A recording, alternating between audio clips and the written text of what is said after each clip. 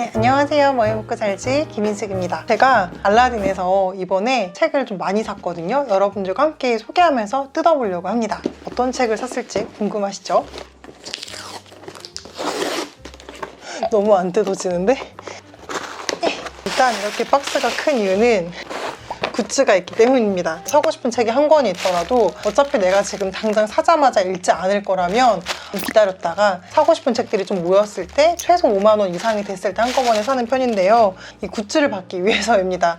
보통 이제 알라딘이나 예스24가 굿즈가 좀 예쁜 편이어서 제가 책을 사는 시점에 어디 굿즈가 좀 더 마음에 드는지를 보고 구매를 하는 편인데요. 이번에는 알라딘이 예쁘더라고요. 무려 7만 원을 사야지만 구매할 수 있는 굿즈여가지고 네, 주섬주섬 담았습니다. 짠! 무드등입니다. 제가 조명을 굉장히 좋아해요. 얘를 보자마자 얘를 너무 갖고 싶은 거예요. 너무 예뻐. 제가 빨간색도 좋아하는데 이렇게 빨간색 피너츠 무드등을 받았습니다.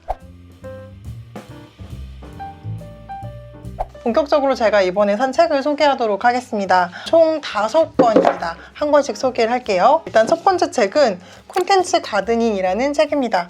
이 책은 서민규 작가님이 쓰신 책인데요. 전작이 회사 말고 내 콘텐츠라는 책을 굉장히 인상적으로 읽어서 그 다음 책을 이제 재빠르게 구매를 했습니다. 사실 저도 콘텐츠 기획이나 만드는 법에 대한 콘텐츠들을 만드는 사람으로서 저랑 주제가 비슷한 콘텐츠들은 잘 안 보게 되더라고요. 사실 제가 아는 내용이니까 다 비슷비슷하다라는 생각도 사실 있는 편인데 서민규 작가님 책은 제가 왜 기대를 하냐면 첫 책에서도 굉장히 인문학적인 통찰이나 관점이 그래서 많이 보였어요. 사실 콘텐츠에 관련된 글을 쓰면 결국에는 어떻게 해라 실용적인 내용밖에 다룰 수가 없는데 제가 느낀 서민규 작가님은 그것을 좀 더 본질적으로 접근해서 글로 풀어내는 사람이다 라는 생각이 들어서 어떻게 풀어냈을지 굉장히 기대가 되는 책입니다. 개인적으로 콘텐츠 가드닝이라는 이 네이밍 너무너무 잘 지으신 것 같아요. 콘텐츠를 식물을 기르듯이 정원을 가꾸듯이 어떻게 해나가야 될지를 은유하신 것 같은데요.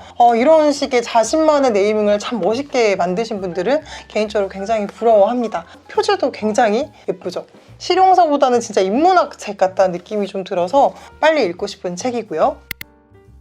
두 번째 책은요. 펜을 만드는 마케팅이란 책입니다. 이 책은 문영호 대표님이 쓰신 책입니다. 문영호 대표님 강의를 예전에 들은 적도 있고 개인적으로 이제 사석에서 몇 번 뵌 적도 있는데 굉장히 유쾌하신 분이에요. 그리고 실전에서 뭔가 몸소 만들어가는 마케터다라는 생각을 저는 많이 하는데 그 관련된 노하우들을 이렇게 책 한 권으로 잘 정리하신 것 같아서 이 책을 너무 기대를 하면서 구매를 했습니다. 굉장히 좋아하는 출판사인 북스톤에서 만든 책인데요. 소스라는 시리즈물로 기획을 하셨어요. 원래는 이제 전자책으로 시리즈물을 만드셨기 때문에 제가 소스 시리즈는 웬만하면 전자책으로 사봐야지 라고 해서 전자책으로 전작들을 몇 권을 구매를 했었거든요. 그런데 왠지 이 팬덤과 관련된 마케팅 책은 소유하고 싶다라는 마음도 들고 인증도 좀 하고 싶어서 이렇게 구매를 했습니다. 같이 보면 좋을 책들을 몇 권을 더 구매를 했어요. 사실 요즘에 팬덤이라는 단어가 너무너무 중요한 단어가 됐잖아요. 팬덤과 관련된 책들을 좀 시간을 내서 집중적으로 읽고 싶다라고 생각을 예전부터 해왔고 그때 장바구니에 이 팬덤 경제학과 슈퍼팬이라는 책을 담아뒀었어요.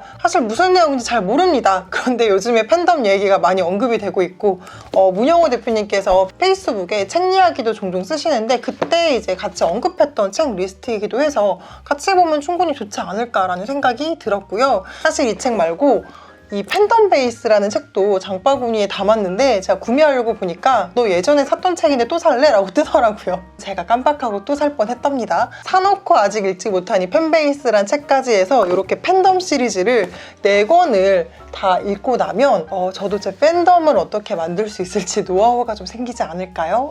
네, 그런 기대를 하면서 이렇게 책을 같이 구매를 했습니다.